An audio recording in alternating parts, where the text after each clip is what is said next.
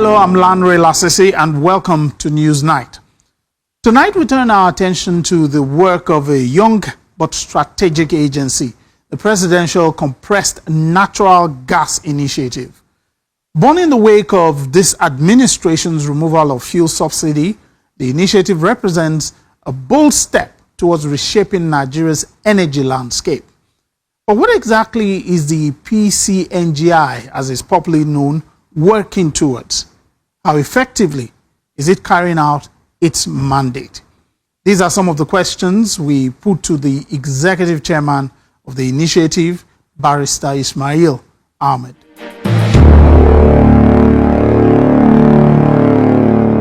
Thank you for having us in your office. Thank you, Mr. And for being our guest on the program. Thank you.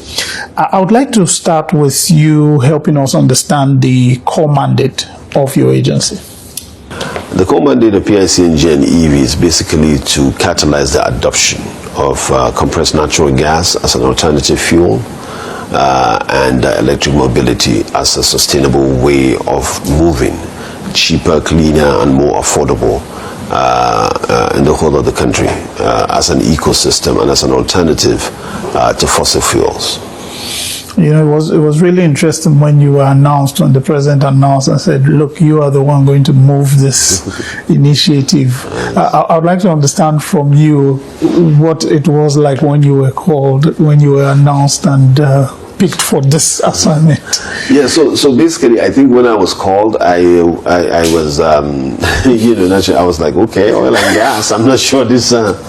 I'm not sure that's a forte. That's it's my forte. But when I had a discussion with the president, he said something that was really profound to me, and he said to me that, so we are jokingly saying, I said, I know nothing about gas, and he said, well, I've never been president as well. But we're all learning on the job as we go along. I think when your heart is in the right place, you'll be able to do good things for this country.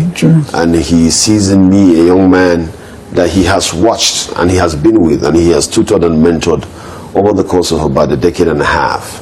And then he has seen the passion and the patriotism that could be in me. And he thought that this was an opportunity for him to, put me in a space that he believes signals one of his signature projects and something that is very dear to him.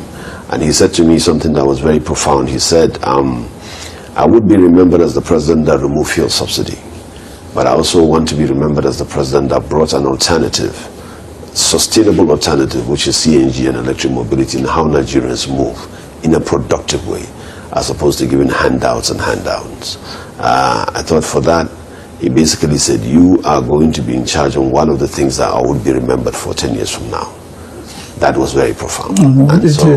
It was an onerous responsibility on me, and I take it very seriously, and I accepted. I was very appreciative of the president's confidence in me. And then I said, you know what, I just need to roll up my sleeves, learn what I have to learn, how to meander and sidestep blind minds and be able to build something very, very important for this country. Did he give you any clear mandate? So for him, it's very simple. It's about skill, it's about size, it's about availability. It's about Nigerians moving cheaper, cleaner, and more efficient.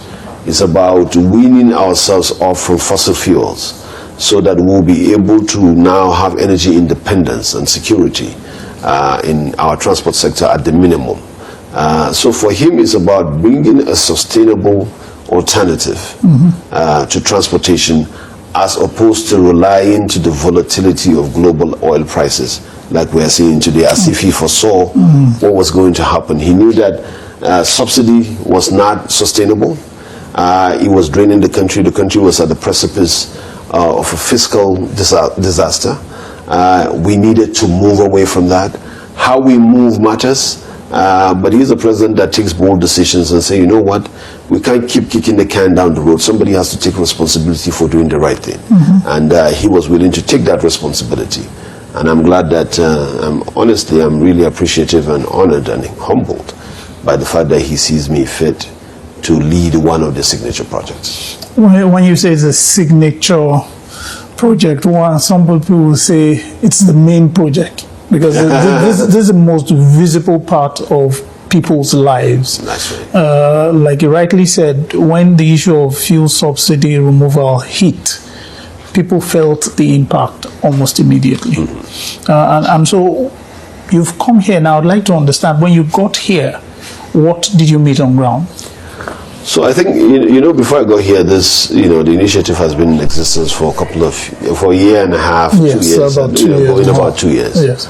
And there's a lot of work has been done, to be quite honest. I think, you know, looking back at where we started from, fewer than 10 refueling stations across the country, to now, today we have, you know, we have close to about 75 refueling stations across the country, and the numbers are growing. We have about 115 different stages of development. You know, from a few conversion centers to today, we have about 350 conversion centers. The demand is growing. So I think where we were and where we are today is a significant progress. But we are not unmindful of the fact that this country is a 240 million people country, with largely give and take about 12 to 15 million vehicles, 57% of which are commercial vehicles. When you put all that together, you need to move in scale, and the scale that needs to move is monumental. It cannot be fits and starts. It cannot be pilot phases. It cannot be pilot projects. So I think, looking at where we are coming from, you know, with a few hundred numbers, and people they don't even know what CNG is. I mean, even elite people, to where we are today, that it has become a dominant conversation. A lot of people, it's either people are using it, people are curious about what it is, people are trying to invest in it. I think we've made a significant progress from where we were 3 years ago to where we are today. Is there room for improvement? Absolutely. Do we need to grow? Absolutely. Do we need to move in size and scale? Absolutely. But that is a work in progress, and it is a development of a sector that is energy. Energy is a habit. It takes time for people to shift, especially when they are used to a certain way of doing things, you know, to accept it. But I think Nigeria on record has the fastest adoption rate for CNG and electric mobility so far. Countries like Iran, Brazil, China, and India, countries that have used CNG, have taken a longer period of time for people to adopt, and significant investment from government for people to be able to move. And they are not, you know, and still they are working on it. Nigeria, in 3 years, I think there has been a serious move in that direction, but we still need to do a whole lot more, and that's what we're working on. You were talking about the issue of the public and the private. From my understanding, you're saying the public is picking it more because it affects the people. Yeah, the private sector. The public sector. Private, I know a lot of Uber drivers also took advantage. Also public. Wouldn't you consider that public? Well, since because they move passengers for profit. Yes, but I mean, they're doing a business. Yeah, especially I think the public transportation sector.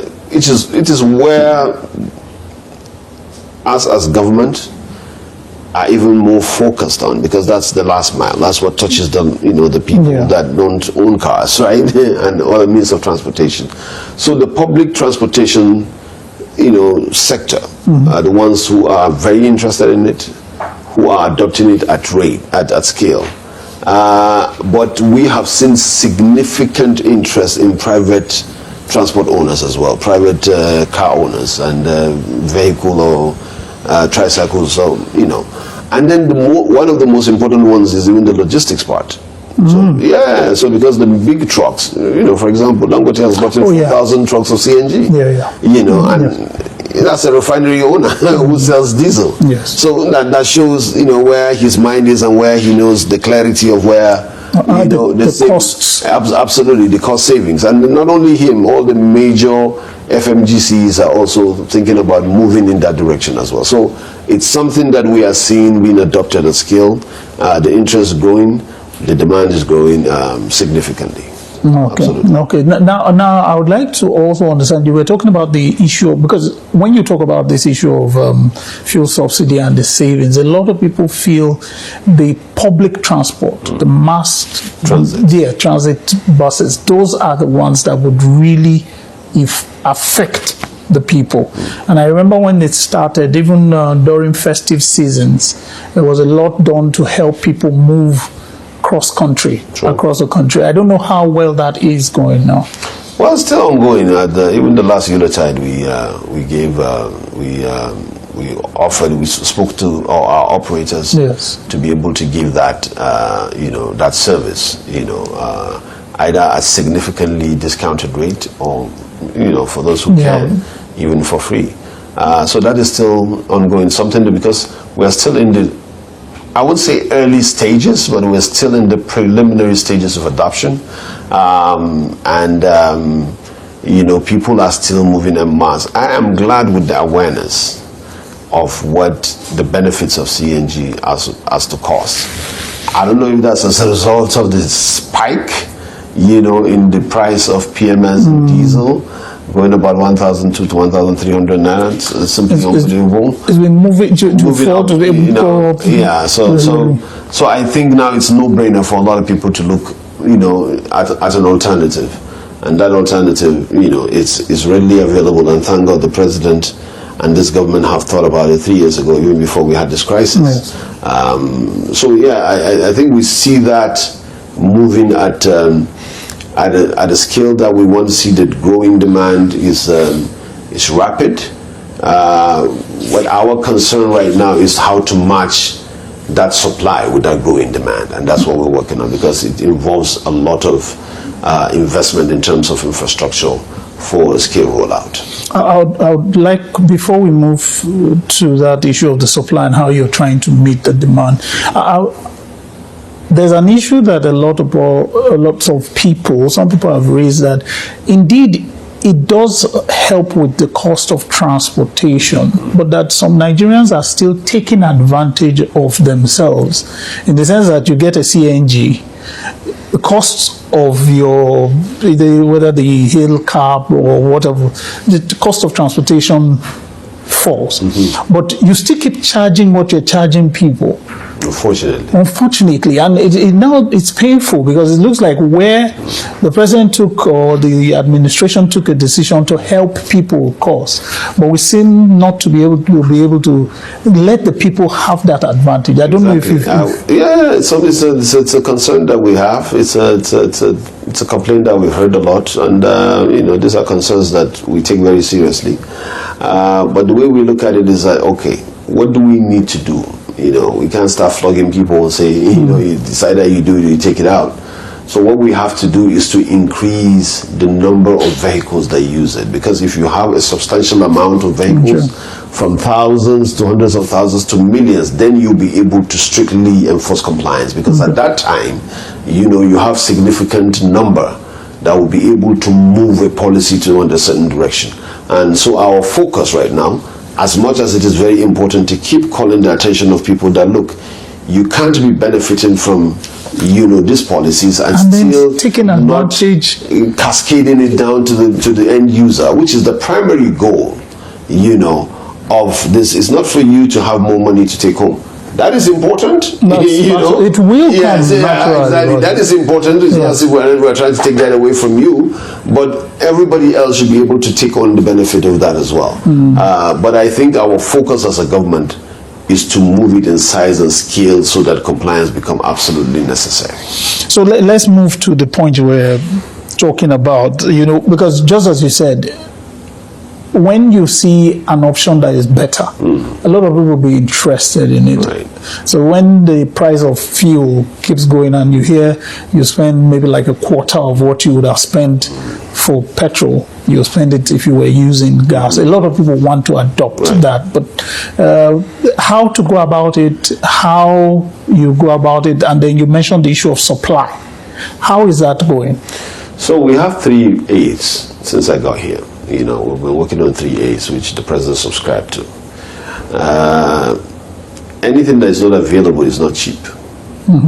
It's only cheap when it is available, right? So this is a gas resource that is underground. So there are a lot of unserved areas in the country, especially in northern part of Nigeria, that do not have these gas resources. And we are well aware that we do not have the infrastructure in terms of pipeline right now as we speak, although NNPC is working on it, but it is not there yet. So what do we do instead?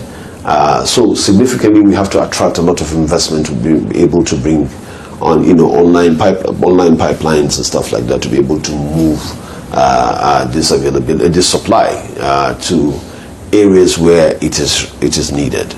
What we see is, like you said, a growing demand. There is a chicken and egg kind of story every time it comes up. Investors wouldn't want to come in if they don't see a demand. There would be no demand if there is no ready supply. The essence of Pi-CNG and EV is to break that cycle, to be able to now use the force and the will of government to drag in supply and be able now to catalyze adoption, which is demand in that regard. That is what we have been doing successfully. Not at the scale that we would want to see it happen, but that is a work in progress, and I'm glad to see that it's happening. 6 months ago, people in Kano never heard of anything like, they've not seen CNG, they've seen it on papers. Today we have 5 operational gas stations in Kano, which we'll be launching in May. Fully operational. With gas, you can walk in today and take gas. 6 months ago, it wasn't there. Absolutely. We have a gas station, LCNG in Katsina. We have a gas station, two gas stations, an LCNG station in Kaduna.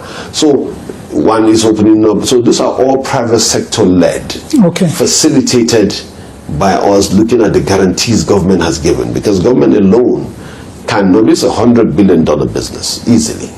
Government alone cannot fund it. It shouldn't even fund it.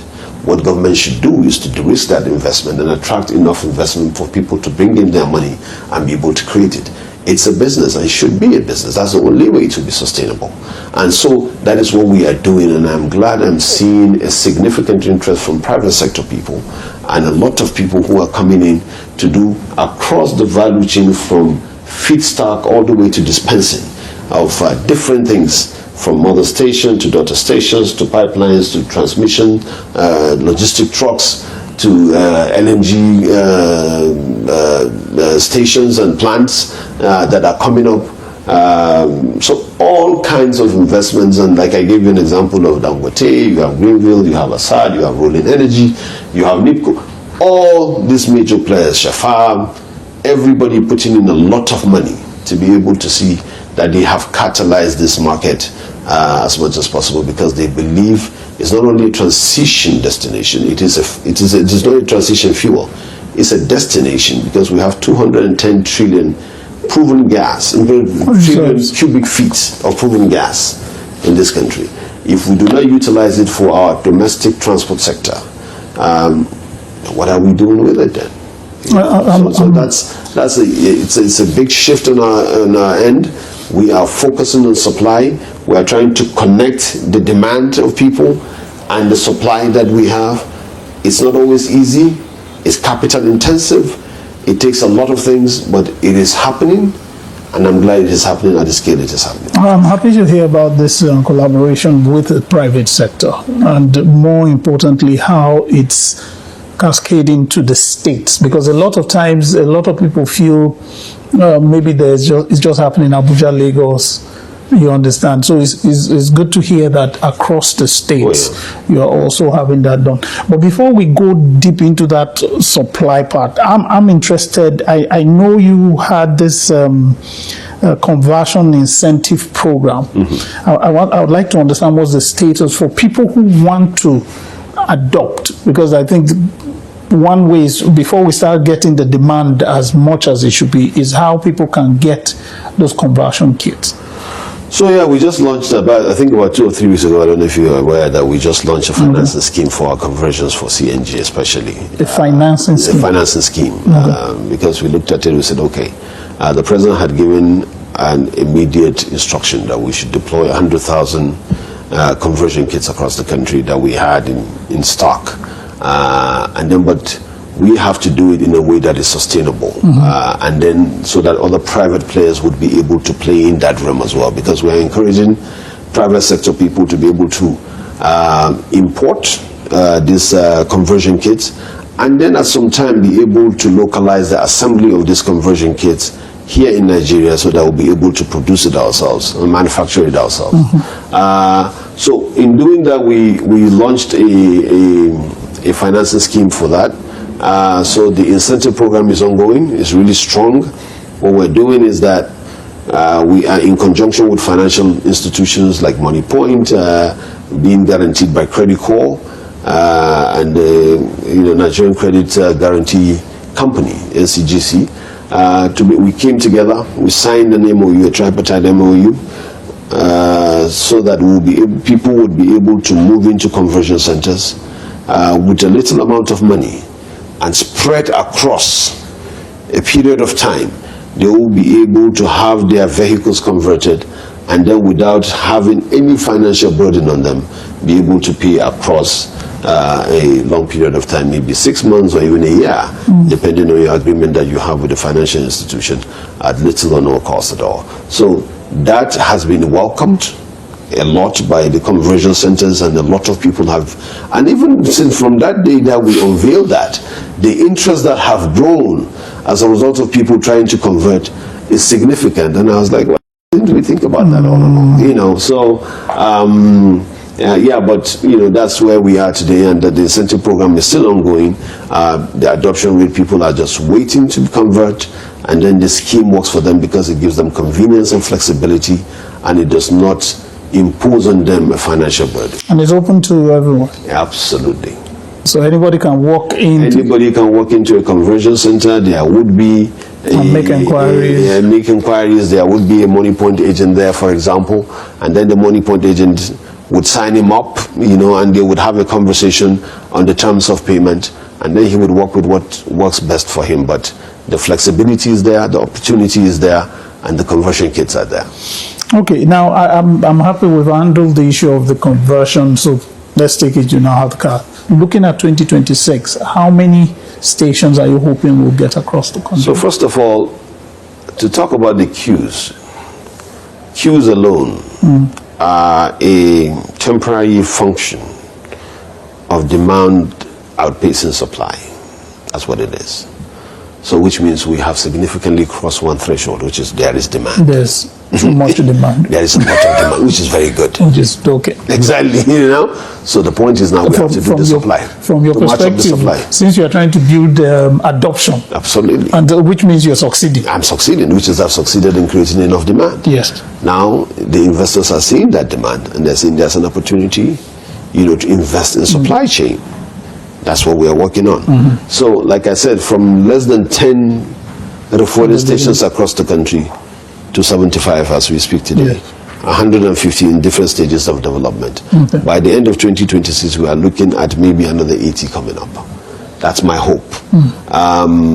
Is it doable? Yes. Ambitious? Yes. But it is achievable because the interest is there, and some of these people that have their resources that want to deploy is there. But more importantly, the demand is there, so the supply will have to match up. And that's what we are working hard to make sure that we connect the two. So by the end of 2026, I don't like putting targets and making promises. I like to do the work first. But for the purposes of this question, I will tell you that I'm looking, and there is, let me also mention that there is so many other, private sector-led moves to bring in a lot of gas stations all across the country, because you see, with gas, with CNG, it's not just about the dispensing station. We have to create a whole infrastructure that goes across the value chain. We have to ensure where the feedstock is coming, where the gas supply is coming to, where the mother station is, where you can compress it, where you can transmit it to a dispensing station, and where it will be dispensed safely. That has to be done. So it has to be a value chain. So if we look at that, is what we are trying to create. So it's not just for me to go to, where are you from again, Lasisi? Ogun State. So it's not for me to go, what's the name of your village? No, let's village. But anyways, use Abeokuta. So no, Abeokuta is a big town. So So it's not for me to go to, okay, let me use my own state. Okay. It's not for me to go to Kura local government, for example, in Kano, and just set up a gas station, dispensing station. Where's the gas supply going to come from? So that I have to think of. So for every station I put, either in Kano or Ogun, either in Lagos or Lokoja, I need to think of where the gas is going to come from, where it will be compressed, how does it get there. That is my thinking all through across the value chain. That is what we are working on. So that's why when people tell me, why don't you just set up a gas station in Gombe? I'll tell you, well, I have to think about it. I have to think where the gas comes from. A lot of us actually just assume there's like filling stations where you just dig somewhere. No, it is not. The tanker just comes for it. Exactly. That's not the case. Okay. So there's a compressing component. There's a supply component, first of all, where the gas comes from. Okay. And that is competitive in its own right, because the gas is not only used for mobility, it's used for other things as well. Yeah. Once you do that, because now we have to talk about how do you get gas for power. Everybody's competing for the same gas. It's the same gas. It's not as if they are different gases, right? So it's the same gas. So I need to be able to corner the one that's coming for transportation, be able to take it through a pipeline or whatever, take it to a compressor station. The compressor station has to be built on its own. The compressor station now gives it to cascades. The cascades have to transport it to where you don't have pipelines, to transport it to where you have the dispensing station. So that value chain has to be created. For every station I put anywhere, or I facilitate for it to be taken anywhere, that is a conversation that I have to have with my team from end to end. And for each point, you need a private sector person or a government institution that has been in existence longer before I was born, to be able to say, okay, you know what, I'll be able to give you this and guarantee A, B, C, D all the way to the dispensing station, so that I don't open a station today and there's no gas tomorrow. Very quickly, time is shorter now, so I'm going to be moving you a little bit quicker. True. You spoke, and I would like to find out from you, you've spoken about how you're working with private sector, people are getting, it appears from what I understand, people are seeing the viability of getting involved from private sector. How much support or private sector involvement are you getting? No, very much. The incentive is commercial viability. People could see it what it is. A private sector person is largely a businessman. The businessman sees profit where it is. So right now we have catalyzed more than $2 billion worth of investment already in the last 3 years. And more are coming. People are always coming in here trying to see how they can pledge in their money and bring it into the system. So it's a sector that can, like I told you in the beginning, it's a potentially $100 billion business. This is not a joke. It's a big sector that can work, because statistics have shown that about 20 to 25% of every household income is consumed by transportation alone. If you can bring the cost of that transportation to 10 or 15%, that's significant. Everything in Nigeria moves through transportation. Everything. It adds to the cost of food, it adds to the cost of schools, it adds to the cost of healthcare, it adds to the cost of living expenses generally. So transportation is a big business, and investors see that, they see that opportunity. Like I said, we've already catalyzed $2 billion worth of investment. The numbers are growing, people are coming in from all sectors. And so I am confident that we would continue to work with private sector people to be able to do this. Like I said, government is not in the business of doing business. Government is in the business of enabling business. And we are here to enable that business so that it can be sustainable. What we need to do is to put up a de-risking, funds to be able to, what we call cab money. Cab money is basically to say that, we are putting our own skin in the game. We will be able to take a cab from point A to point B to be able to attract investment. That's what government needs to do. Government it needs to do a de-risking investment so that other investments can come in, to know that government has put its own skin in the game. And that's what we are doing. And I think we are seeing green light from every sector. Okay, let me touch on something. You know, a lot of times when we say we're getting into a new sector, we end up being like the place they dump a lot of things. And so you get like the kits now. A lot of times, and I think you mentioned it when you were talking, there's a point we were hoping that we would begin to do local manufacturing and all that. How well is that going? Well, it is going very well. Actually, we've had proposals for setting up local assembly plants in Lagos, in Imo, in Jakarta, in Kano, in Kaduna, and in I think is it Ogun? Yeah, I think so. Yeah. So we have a lot of proposals for that. We're looking at it, and so there's a lot of people who are willing, because for most of these international companies, you know, there's a certain threshold that once you order, you know, the next conversation would be, how do we set up a local assembly? It's cheaper for them. Yeah. It's cheaper for us, because it shows that there's a strong demand and there's viability. Nobody is disputing Nigeria's market size, you know, and our appetite, you know, for transportation is very high. So once we do that, we have looked at a lot of this. We have received a lot of proposals. We are looking at it. Let it go through the necessary protocols, and then I'm looking at, in the next 1 or 2 years, we'll be able to see assembly plants begin to spring up in different parts of this country. I would like to touch on the issue, because recently the president opened the door for you, gave you another mandate, the EVs. Yes. How is that going? Very well. As a matter of fact, I think so once you have a thinking man at the helms, he's always thinking of solutions, you know, long-term solutions. So the mandate of EV has always been with us, so to speak. But it's a bit, it was suppressed a little bit. We don't talk about it as much because our name does not carry it. And so the president was like, okay, this, EV is here. It's not something that you need. It's here. If you go to the ports today and you look at the cars that are being imported, 3 to 4 out of every 10 are electric vehicles already. So Nigerians are adopting it, in spite of whatever policy is in place already.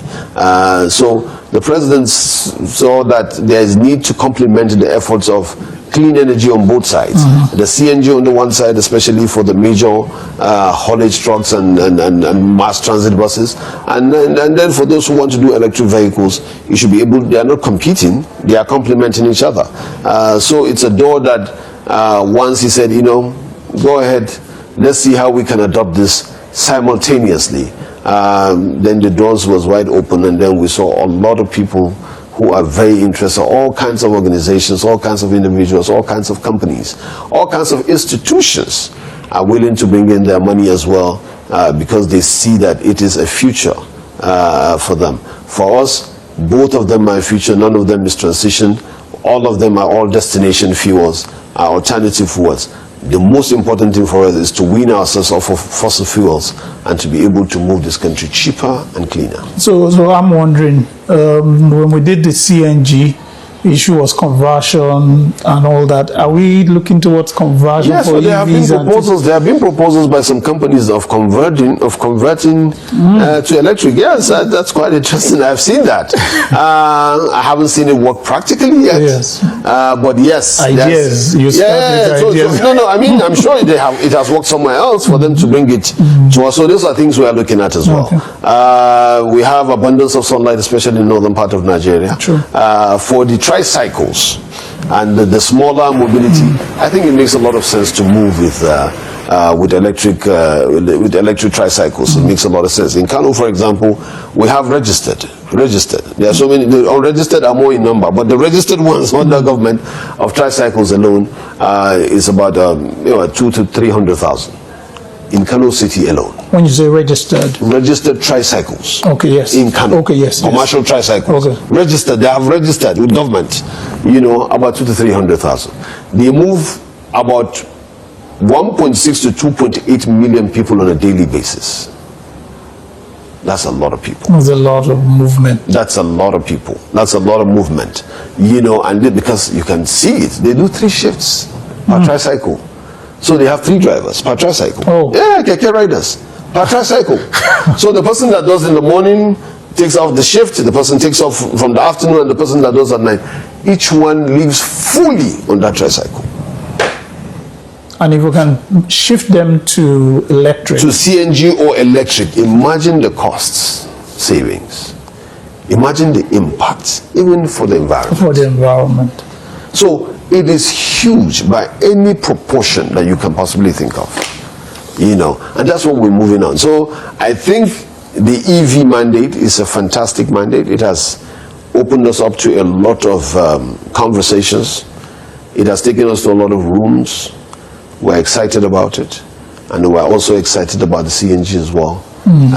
We can see that this country would sustainably move away from fossil fuels and reduce the reliance on the volatility of global oil prices. Okay, so let me understand from you, from where you sit now, what do you feel are the challenges that you, from where you sit, are facing that you'd like to see addressed? I like the word challenge because they are not problems, they are challenges. Challenges are basically infrastructure. Our ability to move, you know, to move infrastructure to underserved areas. I think that's the major challenge in terms of us as government, and be able to de-risk enough investment for people to pour in their money. It is happening, but I would like it to happen at a faster scale and at a larger scale. That we also have the challenge of a lot of people not trusting CNG, for example, but that is something we can work on in terms of awareness and keep talking about it as well. The more people convert and they use it safely, the more others agree to it. So I think for me, I don't like seeing challenges. I see opportunities all the time. Yes, I see things that are just, you know, temporary. Temporary, let's say, hiccups here and there. But, you know, that's why we are here. If there are no challenges, there wouldn't be any need for government. Governments exist so that it can solve challenges at scale, not at individualist and minute level. And so that's what we're doing. We are thinking of moving in a direction away from a habitual energy consumption of fossil fuels. It takes time, it takes a lot of patience, it takes a lot of resources. Government may not necessarily have all the resources. Even if it does, there are other competing priorities. But now we have to focus and be able to attract enough investment to move in that direction. So those are the challenges I see, but they are surmountable challenges, achievable results, and that's what we're working on. What policy or regulatory changes would you like to see? Adoption by states. Let the states, you know, mandates their mass transit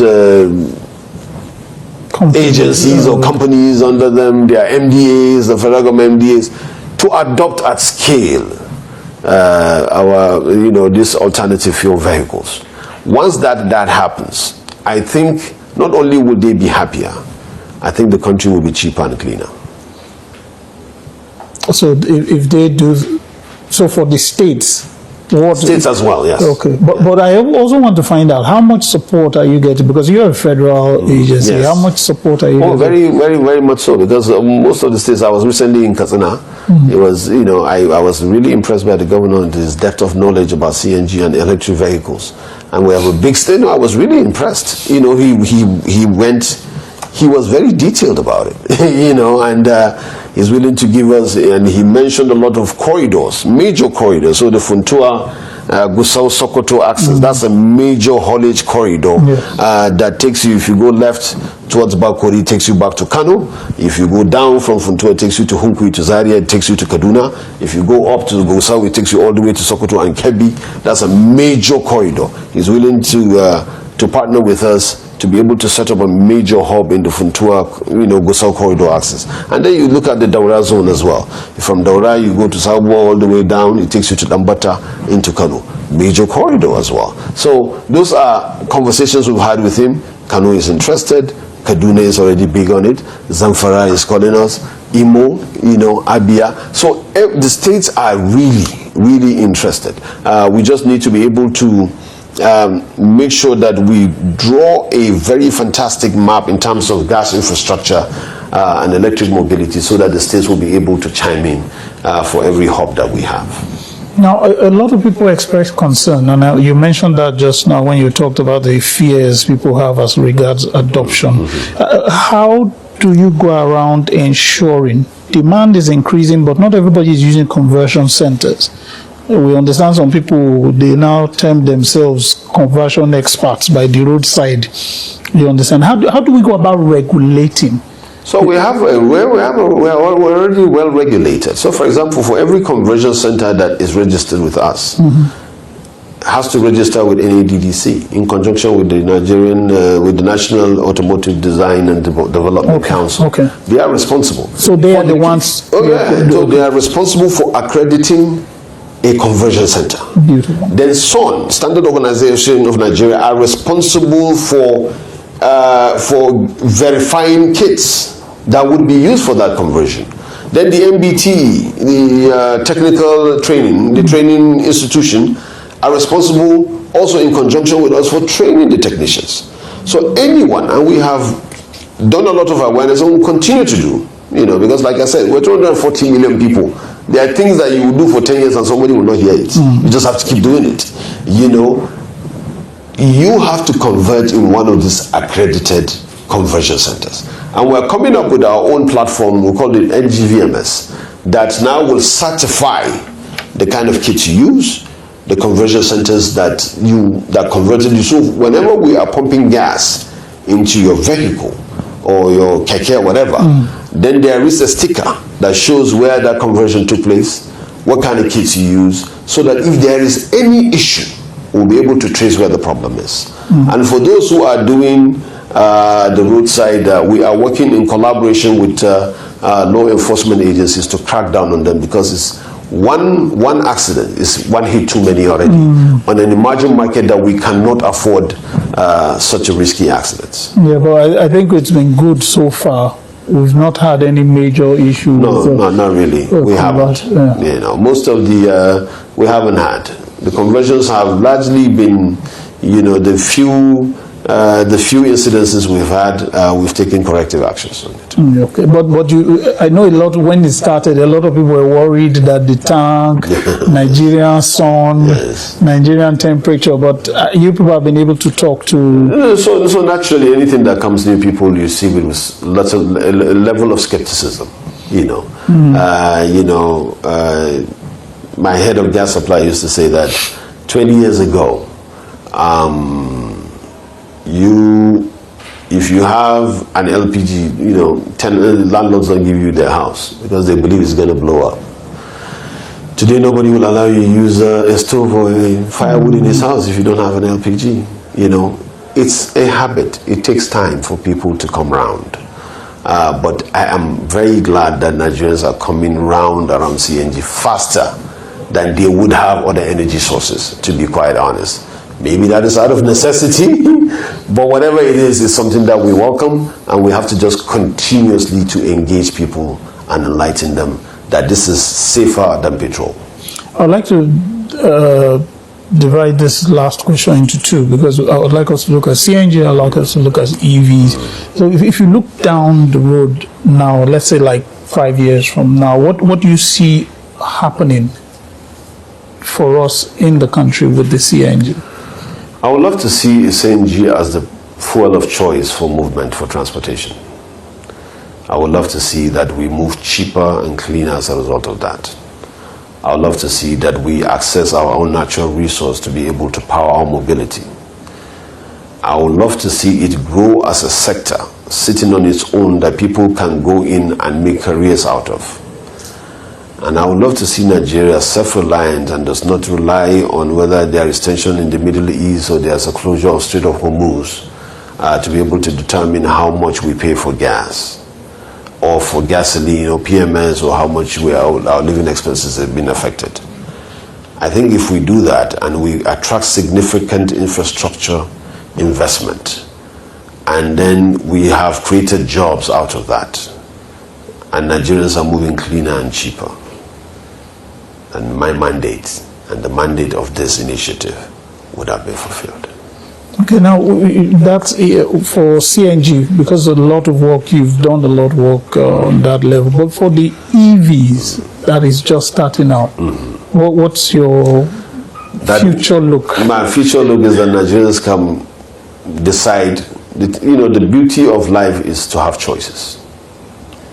That when you choose to use an electric vehicle, then you can find a charging infrastructure within a radius that makes sense to you, that you don't have to suffer, and that you do not have to pay excessively for power to be able to charge your vehicle, and that Nigerians will be so technically equipped that they will be able to fix those cars when they break down, if at all they break down, and whatever part of the country that you find yourself. That is what I'm looking at for EVs, and Nigerians should have the choice to either use EVs, use CNG powered cars, or even use the PMS-based cars, but let it be a matter of choice, not because there's nothing else you can do about it. And everything will be, if it's available, you can then choose, not because of necessity. Absolutely. Availability is key. It is the best way to move, it is the cheapest way to move, and it is our job as a government to give people that choice, that alternative, that flexibility. Thank you very much. It's been a pleasure listening to you. Thank you so much. Thanks for being our guest. Thank you so much.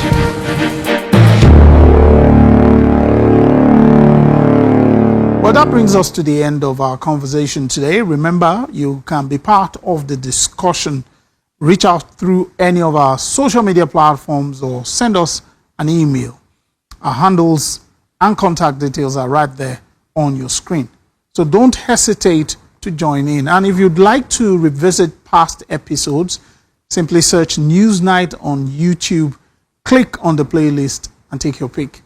Until next time, remember, stay safe, stay engaged with your community, and keep the conversation alive. Bye.